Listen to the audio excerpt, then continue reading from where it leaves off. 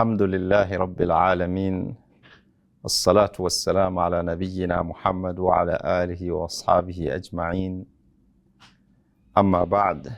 Dear beloved viewers, I welcome you with an Islamic greeting. Assalamu alaikum wa rahmatullahi wa barakatuh. Zakat is a pillar of Islam. Zakat is ibadatu maliyah that has been with us and has been discussed in details by our dear scholars from several generations. In these episodes, we are discussing about Zakat in Islam, and we had discussed many aspects of this topic to the point of the beneficiaries of Zakat.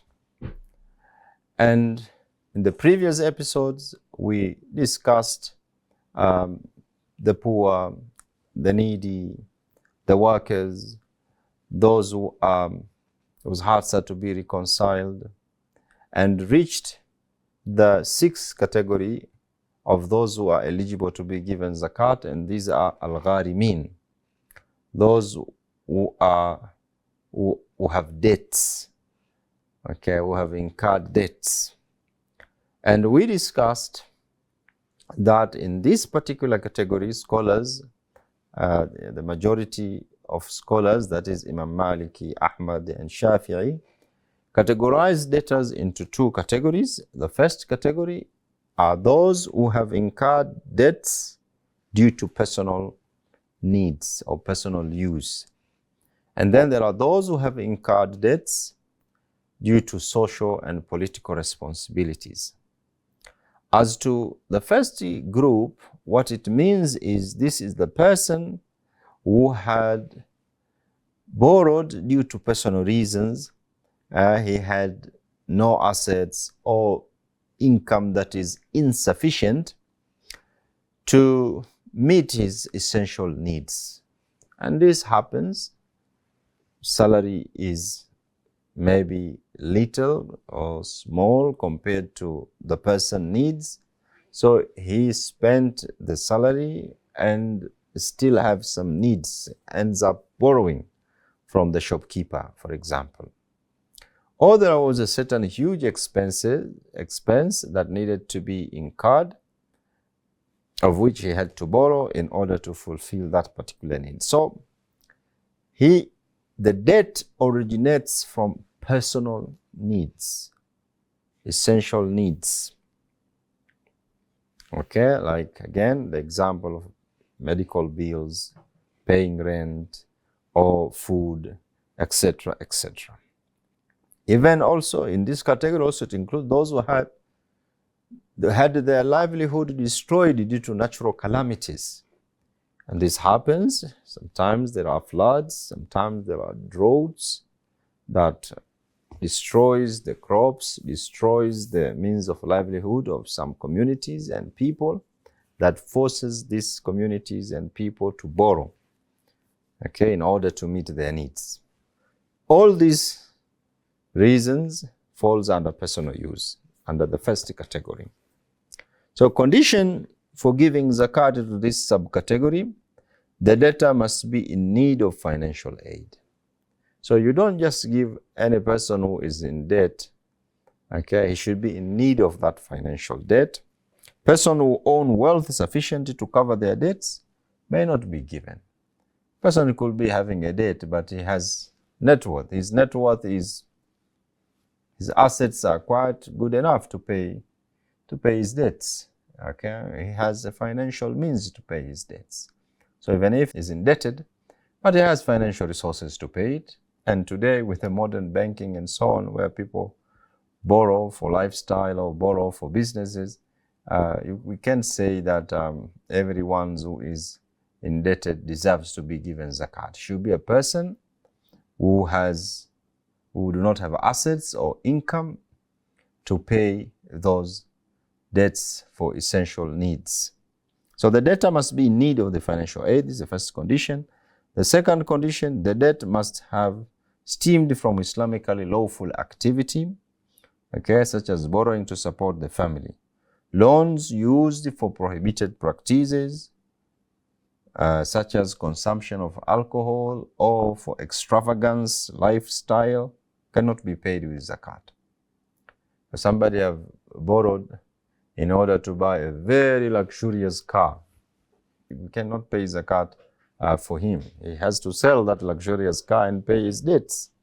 Okay, this is the illustration of this point. Somebody who has incurred a debt for extravagance, okay, that is not qualifying. The debt must be due immediately. That debt should be due immediately, that the creditors needs and demand to be paid. So again, you can see here those who are debtors of commercial banks. You know, the banks are not demanding it immediately.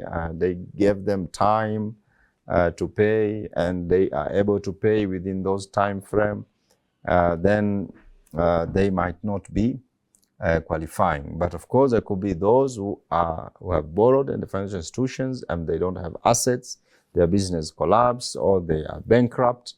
Okay, they might still be supported as per the installment that fall due during a particular month. So whenever the payment is demanded, is immediately demanded, they can be given zakat to support them, provided the other previous conditions have been met. That is, they need it and it wasn't for non-Islamic purpose. The fourth one, the debt must be due to other humans.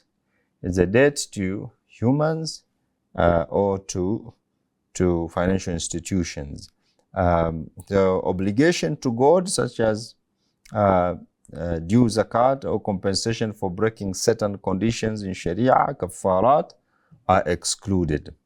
Though Malikis do not require this condition, while Hanafi includes zakat itself among the debts to God that can be paid from zakat. So there are two views here that says zakat, a debt of God. Say you were required to pay a kafara, okay, and you don't have financial resources to pay for that kafara. You cannot be given zakat for that. But other scholars consider that you're still eligible to be assisted to pay that kafara because the debt you need to pay. But the other view is that it is only the debt that is that the creditors are humans or the financial institutions and the like. How much should be given under this first group of debtors? Those whose debts are for personal use. A person under debt is given an amount sufficient to rid him or her of debts. So we give him what is enough to make him free from the debt. Since the zakat payment in this case is exclusively for the payment of debts, if any or all of the debts are fulfilled by other means, such as some volunteers come and give sadaqah, or the creditors discounted it, then the portion of zakat not used for the satisfaction of the debt must be returned to the zakat institution. So this is one of the view that the aim here is to relieve the person from the shackles of debt. So if in one way or the other he got a help that cleared the debt, and he was given the money to pay the debts, but say he went to the creditors and the creditor gave him a discount, saying that maybe you pay half of what you are supposed to.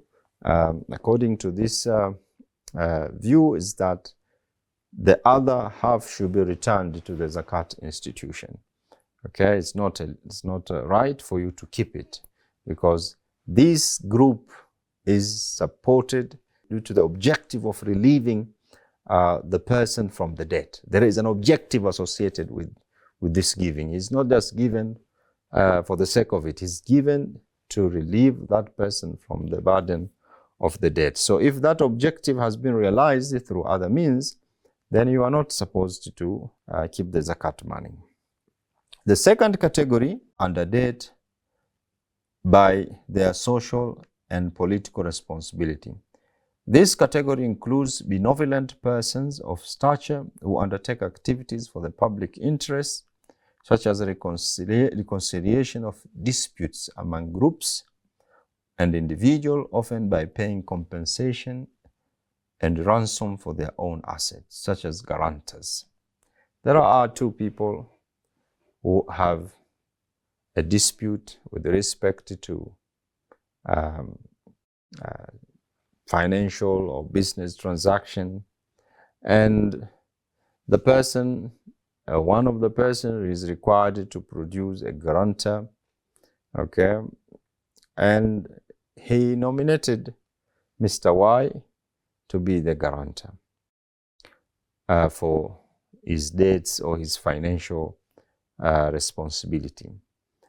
But for difficulties and challenges that this person has, he might still not be able to fulfill what is required, and this brings Mr. Y into the equation. He has now to settle because he was the guarantor for this other party.